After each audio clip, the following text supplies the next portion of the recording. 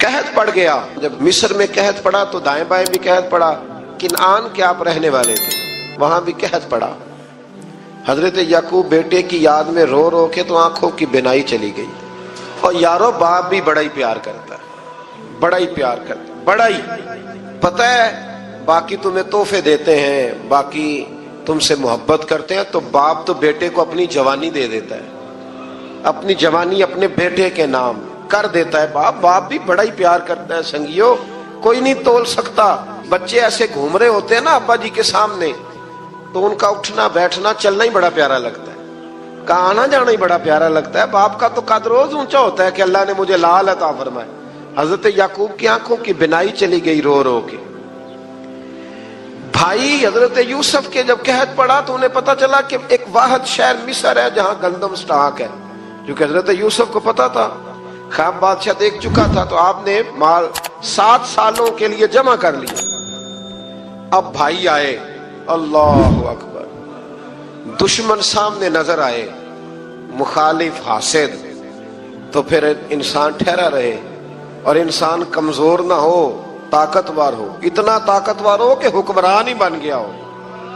ذرا نبیوں کے حوصلے بھی دیکھنا، پیغمبروں کے حوصلے بھی دیکھنا۔ بھائی آئے، کہا گندم چاہیے، تو جناب یوسف نے اوہو پائیاں جیا ساکھ نہیں کوئی جی وچ خار نہ ہوئے۔ ہاں، اور میاں صاحب فرمایا کرتے تھے پائی پائیاں دیاں باواں ہوندے تے پائی پائیاں دے ویری۔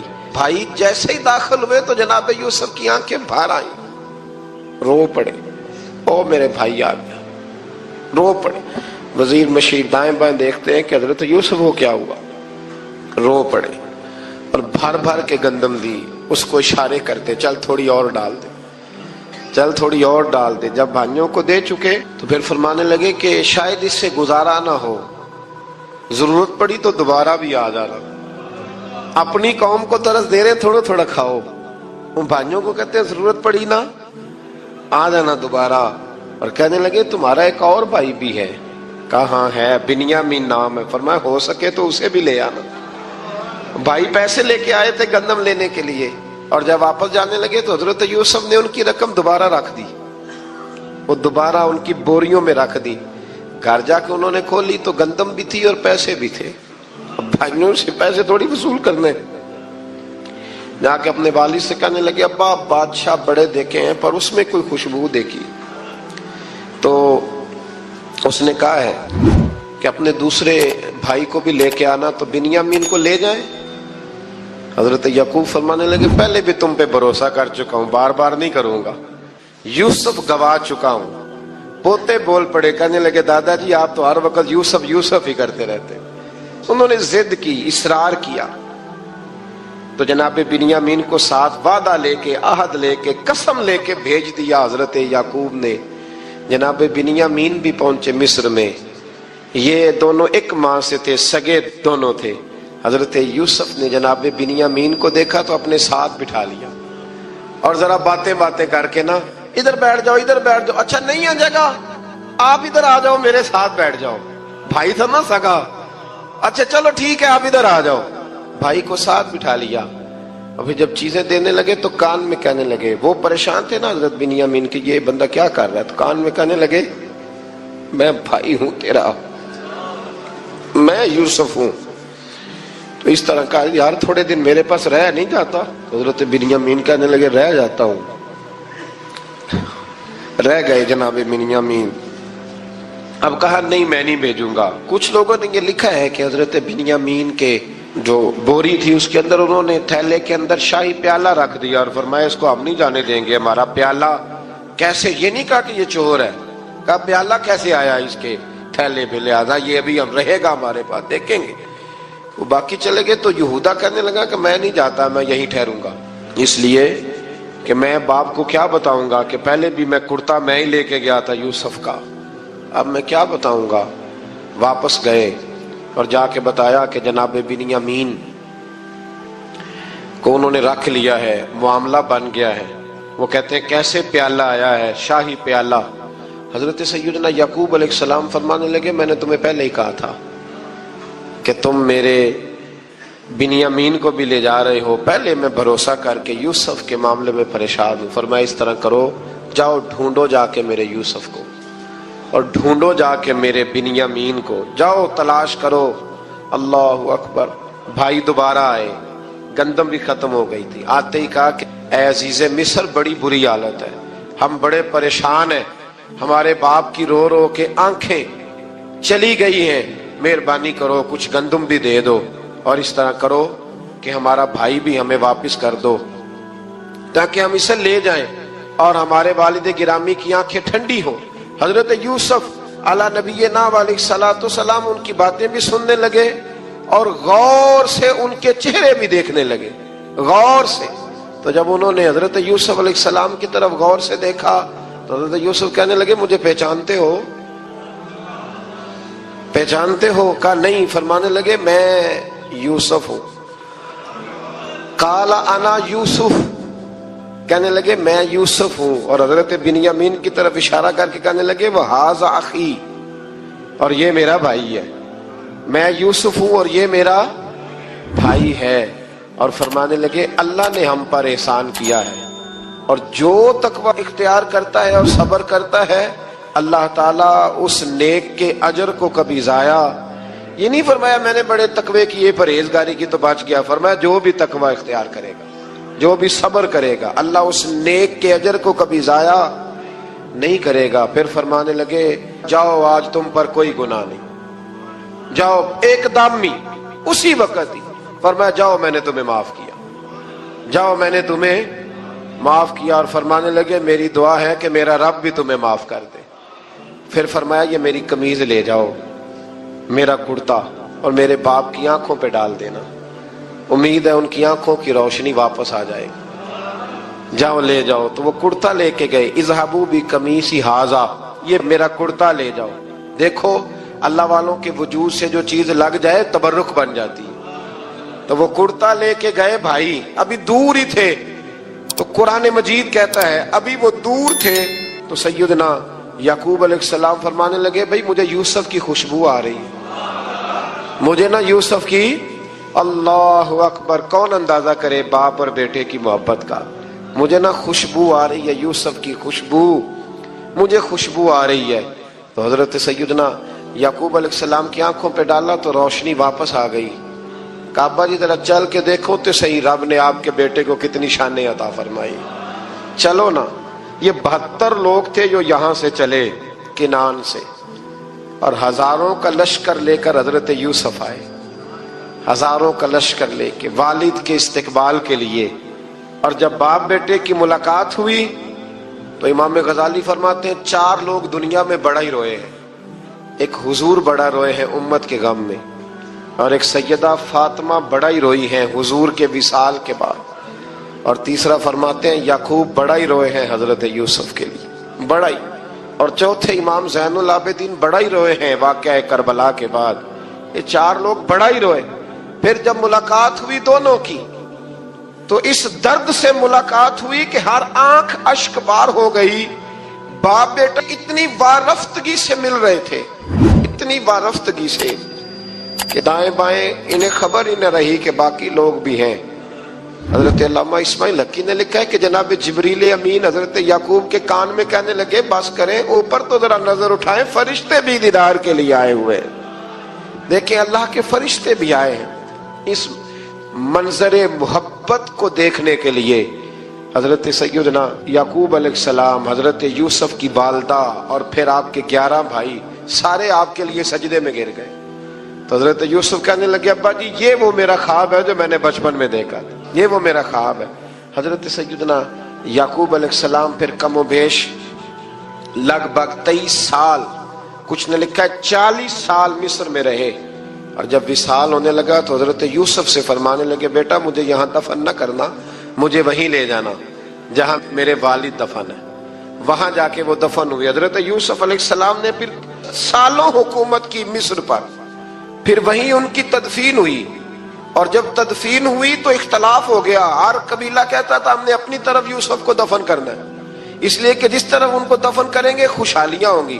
پھر فیصلہ ہوا کہ سنگ مرمر کے تابوت میں رکھ کے حضرت یوسف کو دفن کیا جائے، اور دفن کرنے کے بعد ایسی جگہ پہ دفن کیا جائے جہاں سے پانی چھو کے گزرتا ہے. تو ان کو وہاں دفن کیا گیا, پانی چھو کے گزرتا تھا, لوگ کھیتیوں کو لگاتے تھے اور مصر سرسبز و شاداب رہتا تھا. اور پھر حدیث پاک میں موجود ہے, مولا علی شیر خدا رضی اللہ تعالی عنہ فرماتے ہیں کہ نبی کریم علیہ الصلوۃ والسلام کی بارگاہ میں ایک اعرابی آیا. حضور نے فرمایا کچھ مانگ لو. اس دیہاتی سے حضور نے فرمایا ہے آج وہ مائل باتا, اور بھی کچھ مانگ لے. تو وہ کہنے لگا حضور آپ مجھے سواری کے لیے اونٹ دے دیں. حضرت علی کہتے ہیں میں نے کہا ہے افسوس, مانگا بھی تو کیا مانگا.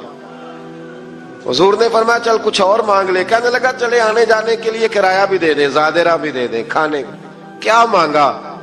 تو حضور علیہ السلام نے اسے دے دیا. تو محبوب فرمانے لگے تجھ سے تو موسیٰ علیہ السلام کے دور کی وہ بوڑھی اچھی تھی. کہا وہ بوڑھی کون سی بوڑھی؟ تو حضور علیہ السلام فرمانے لگے رب کریم نے حضرت موسیٰ کو حکم دیا کہ جب آپ مصر سے نکلے تو حضرت یوسف کی قبر کو کھود کر ان کا تابوت بھی ساتھ لے جائیں. حضرت سیدنا موسیٰ علیہ السلام نے عرض کی مالک وہ کیسے پتہ چلے گا؟ فرمایا وہ تو آپ نے خود ہی پتہ کرنا ہے کہ وہ تابوت کہاں ہے. وہ دریا کے اندر تھا. کیسے پتہ کرنا ہے؟ پتہ کرتے کرتے پتہ چلا کہ ایک بوڑھی اماں ہے, اسے پتہ ہے تابوت کہاں ہے. وہ کدھر ہے تابوت؟ تو بوڑھی اماں کو پتہ ہے. حضرت موسیٰ بوڑھی کے پاس گئے, کہنے لگے اماں وہ تجھے پتہ ہے یوسف کی قبر کہاں؟ کہنے لگی پتہ ہے. تو کہا اماں پھر بتا دو. کہنے لگے مفت میں بتا دوں, نبی کے مزار کا ایڈریس اور فری میں بتا دوں, یہ کیسے ہو سکتا ہے؟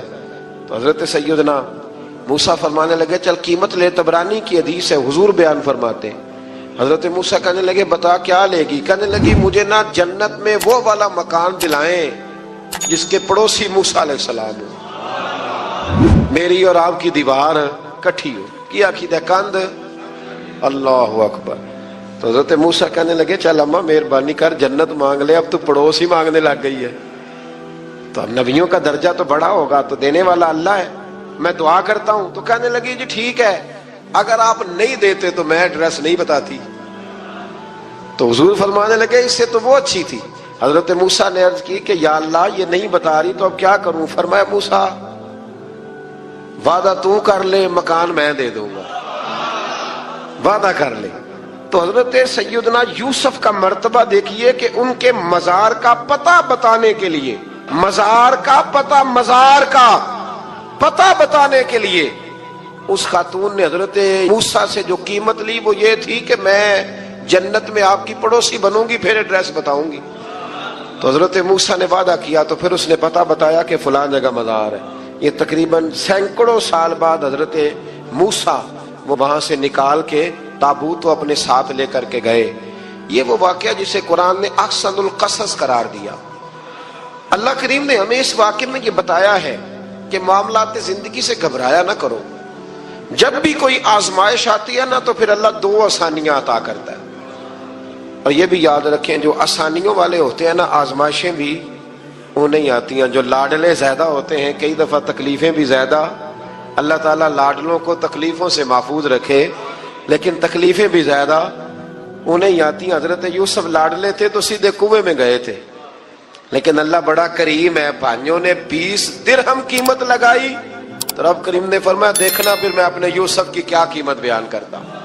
پھر کروڑوں اور اربوں قیمت لگی, پھر کہاں کی آزمائش تھی, کہاں کی بات تھی. وہ ہر جگہ صابر رہے, کسی جگہ ان کا کوئی شکوہ نظر, ایک تقوی, دوسرا صبر, خاموشی. ہم لوگ نا بول کے لڑ کے فتح حاصل کرنا چاہتے ہیں. یاد رکھنا, آخری بات عرض کرنے لگا ہوں, صبر کرنا اور کام کرنا, صبر کرنا اور اپنے حصے کا رزلٹ اپنی مرضی کا نہ مانگنا, رزلٹ رب کریم کی مرضی کا. جب وہ کہا حضرت یوسف علیہ السلام نے اپنے باپ سے کیا کہا یا ابتی, اے میرے باپ, انی رأیت احد عشر کوکبا, بے شک میں نے خواب میں دیکھے ہیں 11 ستارے, والشمس اور سورج, والقمر اور چاند, رأیتہم لی ساجدین, کہ وہ مجھے سجدہ کر رہے تھے. یہ خواب دیکھا. حضرت ابراہیم علیہ السلام کے بیٹے حضرت اسحاق علیہ السلام, اور حضرت اسحاق علیہ السلام کے صاحبزادے حضرت یعقوب علیہ السلام. حضرت یعقوب علیہ السلام نے کئی نکاح فرمائے، اللہ نے آپ کو 12 بیٹے عطا فرمائے. 2 بیٹے تھے آپ کے، حضرت یوسف علیہ السلام اور حضرت بنیامین علیہ السلام، جو ایک والدہ سے تھے. حضرت یوسف علیہ السلام بڑے حسین و جمیل تھے، بڑے خوبصورت تھے. کچھ لوگ ظاہراً خوبصورت ہوتے ہیں تو کچھ کی ساتھ عادتیں بھی بڑی خوبصورت ہوتی ہیں، بڑے نفیس، بڑے فرما بردار، بڑی میٹھی ٹھنڈی بات کرنے والے. ہوتا یہ ہے کہ جب کوئی بچہ پیارا بھی ہو اور عادتیں بھی اچھی ہوں تو ماں باپ کی آنکھوں کا تارا بن جاتا ہے، باقی محنت کرنے کی بجائے شکوہ کرنا شروع کر دیتے ہیں. تو حضرت یوسف علیہ السلام کے والد حضرت یعقوب علیہ السلام اپنے بیٹے سے بڑا پیار کرتے تھے. اور آج اس واقعے میں آپ کو یہ بھی سمجھ آئے گی کہ ساری زندگی لوگوں نے ماں بیٹے کا پیار بیان کیا ہے، یہ وہ واقعہ ہے جس نے باپ بیٹے کا پیار بیان کیا اور انوکھے انداز میں بیان کیا. یعنی باپ اور بیٹے کے پیار کا بھی کوئی شخص کسی جگہ تصور کر سکتا، اسے ماپا اور تولا جا سکتا نہیں ہے. تو حضرت یعقوب علیہ السلام کے صاحبزادے تھے یوسف علیہ السلام، آپ بڑا پیار کرتے تھے تو باقی بھائی تھوڑا حسد کرنے لگے، انہیں جلنا شروع کر دیا. حضرت سیدنا یوسف علیہ السلام ایک دن فرمانے لگے اپنے والد سے کہ ابا جی میں نے خواب دیکھا ہے کہ 11 ستارے، سورج اور چاند مجھے سجدہ کر رہے ہیں. قال یا بنی لا تقصص رؤیاک علی اخواتک، کہ بیٹا اپنا خواب اپنے بھائیوں سے نہ بیان کرنا، اپنا خواب اپنے بھائیوں سے نہ بیان کرنا. فَيَكِيدُوا لَكَ كَيْدًا، ہو سکتا ہے وہ تیرے خلاف کوئی سازش رچیں. کیوں رچیں؟ اس لیے کہ ان الشیطان للانسان عدو مبین، بے شک شیطان آدمی کا کھلا ہوا دشمن ہے، وہ ہر وقت وسوسہ اندوزی کرتا ہے. تو لہذا بھائیوں سے بات بیان آپ نے نہیں بیان کی. آہستہ آہستہ نا وہ حسد بڑھتا. حسد بہت بڑی بیماری ہے. اگر نبیوں کے بیٹوں میں ہو سکتا ہے تو عام انسانوں میں کیوں نہیں ہو سکتا؟ انبیاء کے بیٹے اگر کر سکتے ہیں تو عام لوگ بھی. آپ جب کسی شخص کو دیکھیں نا کسی کے بارے میں کچے جملے بول رہا ہے، کمزور بات کر رہا ہے، تو پہلے اچھی طرح ٹٹول لیں کہ حق بیان کر رہا ہے یا صرف حسد کے بیچ رہ کے گفتگو کر رہا ہے. بہت بڑی بیماری ہے. انہوں نے ایک چال بنائی 10 نے مل کے کہ اس طرح کریں کہ ان کو کوئی سخت سزا دیں، انہیں قتل کر دیتے ہیں. پھر کہنے لگے مارتے نہیں، کنویں میں پھینک دیتے ہیں. حضرت یعقوب علیہ السلام کی بارگاہ میں حاضر ہوئے تو حاضر ہو کے عرض کی کہ ہم سیر کرنا چاہتے ہیں تو ہمارا بھائی یوسف بھی تو ہمارا بھائی ہے نا، ہمارے ساتھ بھیجیں، وہاں کھیلے گا، کودے گا، کھائے گا، پیے گا. حضرت یعقوب علیہ السلام نے فرمایا نہیں، مجھے ڈر لگتا ہے کہ کہیں میرے یوسف کو کوئی تکلیف نہ پہنچ جائے. کچھ ایسے ہوتے ہیں جنہیں جدا کرنے کو دل ہی نہیں کرتا کہ وہ جائیں نہ. کئی دفعہ بعض بچے نالائق ہوتے ہیں، وہ جدا ہوتے ہیں لیکن ان کو جدا کرنے کو دل، لیکن حضرت یوسف تو لائق بچے تھے نا اپنے والد کے، ان کا بھی نہیں ارادہ تھا. بھائی لے گئے اور لے جا کر کے حضرت یوسف علیہ السلام کو پہلے بہت زیادہ مارا. پھر حضرت یوسف علیہ السلام کا کرتا اتار کے ان کے ہاتھ باندھے. پھر بڑے بھائی نے یہودا نے رسی کے ساتھ باندھ کے کنویں میں لٹکا دیا. اور پھر جب درمیان میں پہنچے تو پھر رسی کو کاٹ دیا. حضرت یوسف جب گرے پانی میں آواز آئی تو ہنسے. مفسرین نے لکھا ہے کہ اللہ تعالیٰ نے حضرت جبریل امین کو بھیجا، فرمایا جاؤ میرے یوسف کو پکڑ کے نا تو احتیاط کے ساتھ نیچے رکھ دو. حضرت یوسف کو رکھ دیا گیا. 3 دن اور 3 راتیں جناب یوسف کنویں میں رہے. بچانے والا زیادہ بڑا ہے، محفوظ رکھنے والا زیادہ طاقتور ہے. 3 دن اور 3 راتیں کنویں میں رہے. انہوں نے کیا کیا کہ حضرت یوسف کا کرتا چونکہ اتار لیا تھا، 2 کرتے انہوں نے پہنے ہوئے تھے. بعد مفسرین نے لکھا ہے ایک تو کرتا وہ تھا جنہوں نے استعمال کیا، تو ایک کرتا بطور تعویذ کے حضرت یعقوب نے ان کے گلے میں ڈال دیا بطور برکت کے. تو وہ کرتا بھی ان کے گلے میں تھا. ایک کرتے سے انہوں نے باندھ دیا. دوسرا کرتا جو تھا نا اس کو خوند لگا کے نا بکری کا، تو حضرت یعقوب کے پاس آئے اور جب دروازے تک پہنچے تو شور کرنے لگے زور زور سے. حضرت یعقوب پریشان ہو کے باہر آئے، چونکہ وہ بکریاں بھی ساتھ لے کے گئے تھے، بکریاں چرایا کرتے تھے. تو کہا بکریوں کو بھیڑیا تو نہیں پڑ گیا؟ تو کہنے لگے حضور بکریوں کو تو نہیں پڑا پر حضرت یوسف کو لے گیا ہے، اور حضرت یوسف علیہ السلام شہید ہو گئے۔ حضرت یعقوب علیہ السلام نے نا وہ کرتا دیکھا تو کرتا دیکھ کے فرمانے لگے بڑا سیانہ تھا بھیڑیا، یوسف سارا کھا گیا ہے پر کرتا کسی جگہ سے پھٹا بھی نہیں۔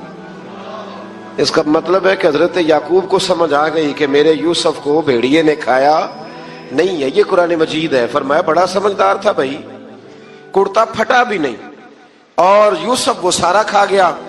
اب یہ روز وہاں بکریاں چرانے جاتے تھے، یا جناب یعقوب تو رونے لگے تو بھائی روز جاتے تھے، جھانک جھانک کے دیکھتے تھے کہ یوسف ہے کہ نہیں۔ تیسرے دن ایک قافلہ وہاں سے گزرا جو مصر جا رہا تھا، انہوں نے پانی نکالنے کے لیے جب ڈول لٹکایا تو حضرت یوسف نے پکڑ لیا۔ اس شخص نے حضرت جناب یوسف علیہ السلام کو اوپر کھینچا، جب اب واپس اوپر زندہ نکل آئے تو بھائی پھر حیران ہو گئے، ابھی بھی شکر ادا نہیں کیا کہ 3 دن کے بعد دیکھو اللہ نے کتنا فضل فرمایا ہے۔ لیکن وہ پھر کہنے لگے قریب آ کے نا اس سے، یہ ہمارا بھاگا ہوا غلام ہے، اگر تمہیں چاہیے تو لے لو، سستا بیچ دیں گے۔ حضرت یوسف کا قول بعد مفسرین نے لکھا ہے، آپ فرماتے ہیں کہ مجھے جب انہوں نے تھپڑ مارے تو اتنی تکلیف نہیں ہوئی، کنویں میں پھینکا تو اتنی تکلیف نہیں ہوئی، تکلیف تب ہوئی جب انہوں نے مجھے بھائی نہیں مانا اور کہنے لگے یہ ہمارا بھاگا ہوا غلام ہے۔ تو کہا کتنے کا بیچو گے؟ کہا تم 20 درہم دے دو اور لے لو۔ 20 درہم کا جناب یوسف کو بیچ دیا۔ وہ لے گئے مصر کی منڈی میں، وہاں قیمت لگنے لگی، کتنے ہزار، اتنے ہزار، اتنے ہزار۔ اللہ اکبر۔ جناب یوسف کہتے میں نے وہ رنگ بھی دیکھا کہ جب میرا باپ سب سے بڑھ کر مجھ سے پیار کرتا تھا اور آج میں وہی یوسف ہوں جس کی بولیاں لگ رہی، جس کی بولیاں لگ رہی۔ عزیز مصر آ گیا، مصر کا جو مال خزانہ کا مالک تھا وہ شخص آ گیا۔ اس میں بھی کئی اقوال ہیں کہ وہ بادشاہ تھا کہ کیا تھا، بہرحال عزیز مصر آیا، خزانوں پر قبضہ اسی کا تھا۔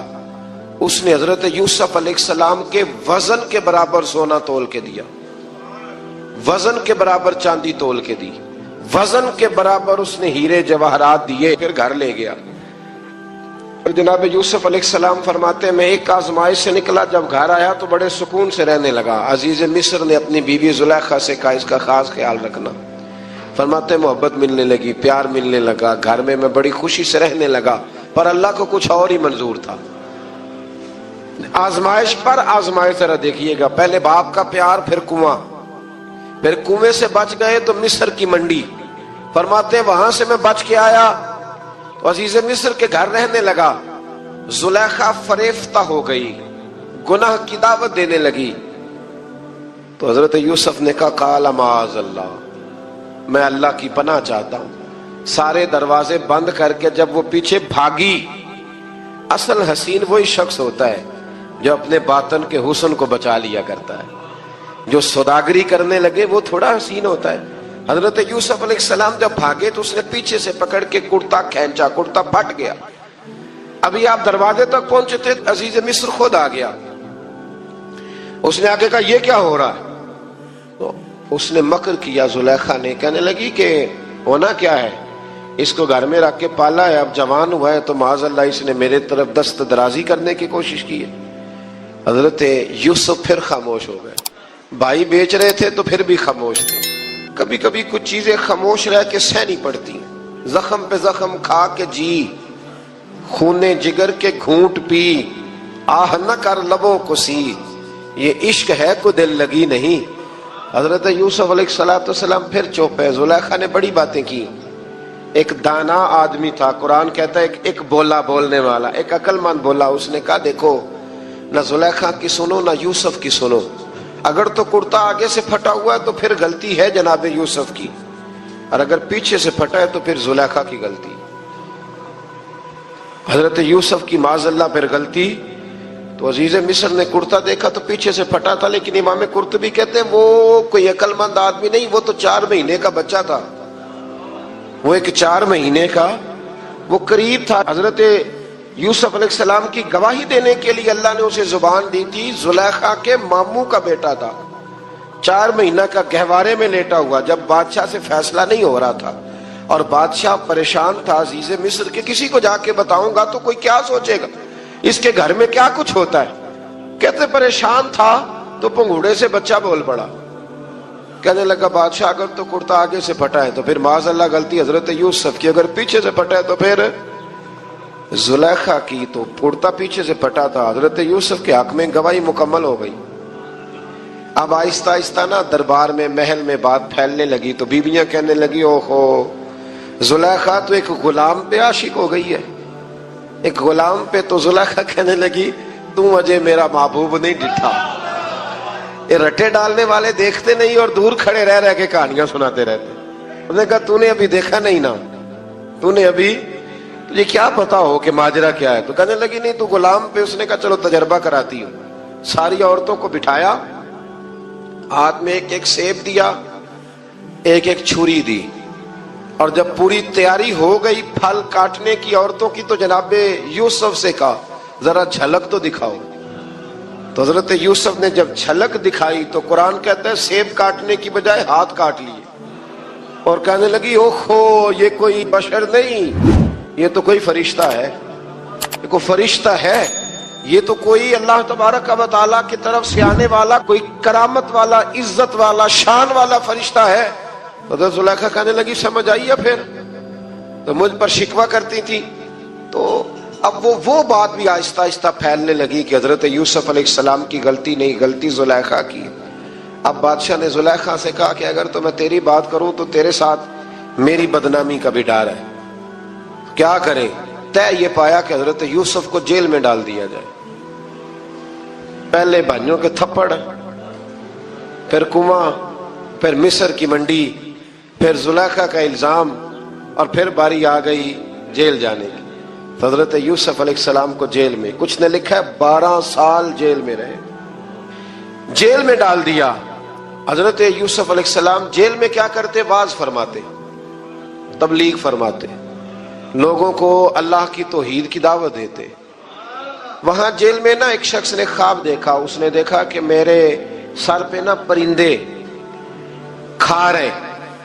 تو حضرت یوسف کہنے لگے اس کی تعبیر یہ ہے کہ تجھے قتل کیا جائے گا اور تیری لاش کچھ دیر پڑی رہے گی تو پرندے تیرے سر پہ آ کے بیٹھیں گے, یہ تعبیر ہے. ایسا ہی ہوا, واقعی وہ شخص قتل ہو گیا. ایک شخص نے دیکھا کہ وہ شراب کشید کر رہا ہے. اس نے بھی تعبیر پوچھی تو آپ نے فرمایا تو اپنے بادشاہ کو پلائے گا. محسوس ہوتا ہے کہ اتنی دیر تک شراب ناجائز نہیں تھی, تو اس کو شراب پلائے گا, یہ اس کی تعبیر ہے. وقت گزرتا گیا.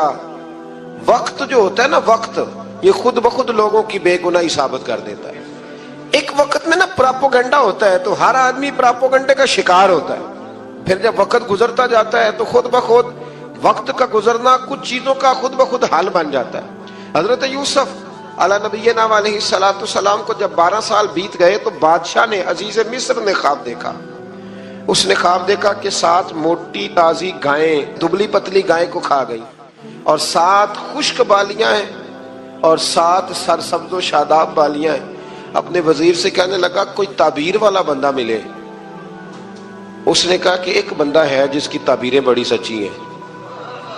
کہا وہ کون؟ کہنے لگے جناب یوسف. تو قید خانے میں پیغام بھیجا حضرت یوسف کو کہ خواب کی تعبیر بتائیں. تو جناب یوسف نے یہ نہیں کہا پہلے مجھے باہر نکالو, یہ نہیں فرمایا. فرمایا تعبیر یہ ہے, یہ 7 خشک بالیاں دیکھی ہیں نا, اس کا مطلب ہے کہ 7 سال تنگ دستی رہے گی, اور 7 سرسبز بالیاں دیکھی ہیں تو پھر 7 سال اللہ خوشحالی دے دے گا. اور فرمایا یہ جو تم نے گائیں دیکھی ہیں موٹی تازی وہ کھا گئی.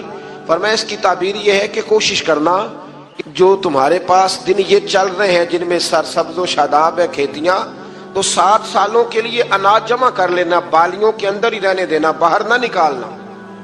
اور پھر اگلے جو خشک سال ہوں گے نا, وہ جو جمع پونجی کی ہوگی نا, اس کی برکت سے وہ 7 سال آسانی سے.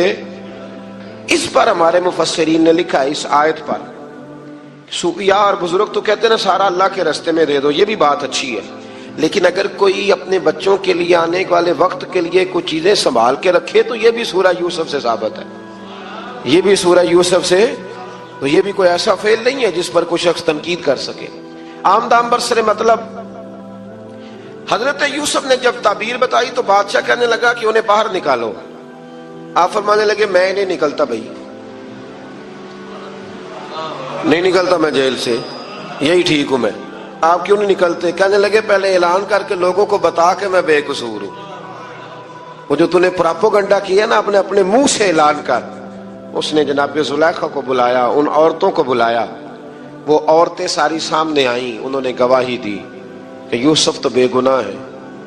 پر سال کتنے لگ گئے؟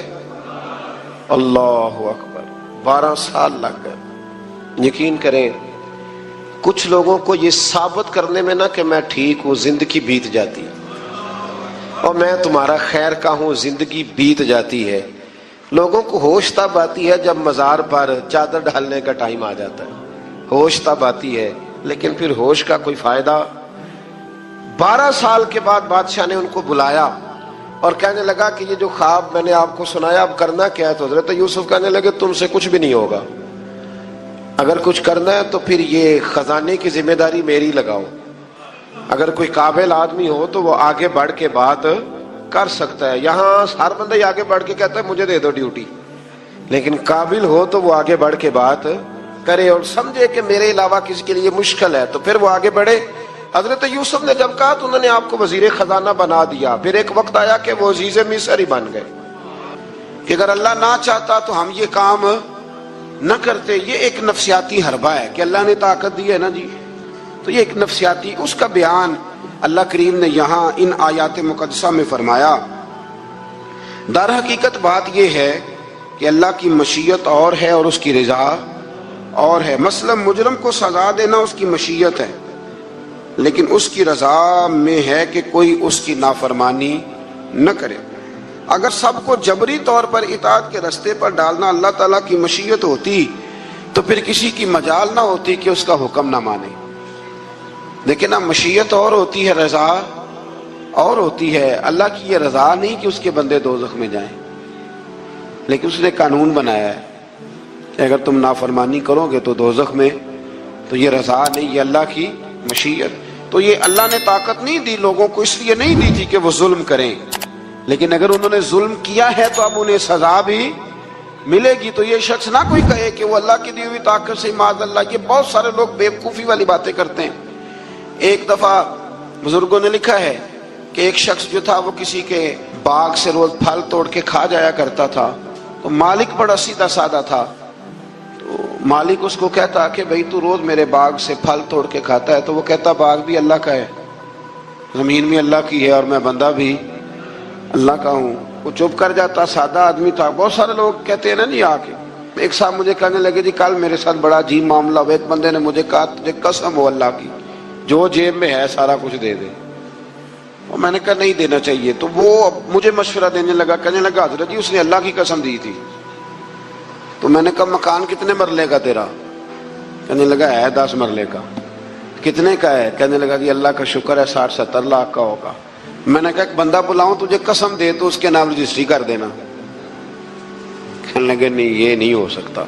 تو میں نے کہا یہ کیسی کچی بات ہے کہ 500-700 کے لیے تجھے یاد ہے کہ یہ جائز ہے، لیکن وہ میرے دادا جی ایک بات کہا کرتے تھے، وہ دیہاتی لوگ ہوتے تھے تو دیہات کی مثالیں کئی دفعہ بڑی یاد رہ جاتی تھی۔ وہ کہا کرتے تھے کہ دودھ میں اور لسی میں مکھی گر جائے تو عورتیں اسے پھینک دیتی ہیں، لیکن اگر مکھن میں گر جائے نا تو پھر اس کو پھینکتی نہیں بلکہ مکھی نکال لیتی، کیونکہ گھی مہنگا ہوتا ہے نا تو لسی سستی ہوتی ہے۔ تو آپ چیزوں کو سمجھیں کہ ہمارا رویہ بڑا عجیب ہے معاملات کو سمجھنے کے حوالے سے۔ وہ بندہ بھی کہتا کہ جناب یہ پھل بھی اللہ کے تو باغ بھی اللہ کا تو میں بندہ بھی اللہ کا۔ بھولا آدمی تھا بیچارہ، چپ کر جاتا، کہتا تو ٹھیک ہے نا، کی پنجابی چاکی دسی لبی شے خدا دی نہ تیلے دی، اور ختم ہو گئی بات۔ حالانکہ وہ کسی کی ہوتی ہے، تیلے پا دی کیوں نہیں ہوتی جی، وہ کسی دی حیثیت تانڈی کی ہے نا، لیکن بس ہمارا ذوق بن جاتا ہے کہ قابو آ گئی ہے تو قابو کرو معاذ اللہ۔ تو وہ بیچارہ بڑا پریشان تھا۔ تو ایک دن اس نے نا اپنے ایک شہر کے عالم سے بات کی، اس نے کہا کہ جناب وہ میرے ساتھ تو بڑی مصیبت بن گئی ہے، وہ روز پھل توڑ کے لے جاتا ہے اور کہتا ہے زمین بھی اللہ کی باغ بھی اللہ کا، کھانے والا بندہ بھی اللہ کا. تو عالم کہنے لگے میں بھی تمہیں نسخہ دیتا ہوں, کل اس پہ استعمال کرنا. میں کہا ٹھیک ہے جی. وہ وقت پہ آ گیا باغ کا مالک, تو جب وہ آیا نا پھل توڑنے, اس نے پھل بڑے سیر ہو کے کھائے, اس نے کھانے کا موقع دیا. جب وہ فارغ ہو گیا اس نے اس کو رسی کے ساتھ درخت کے ساتھ باندھ لیا.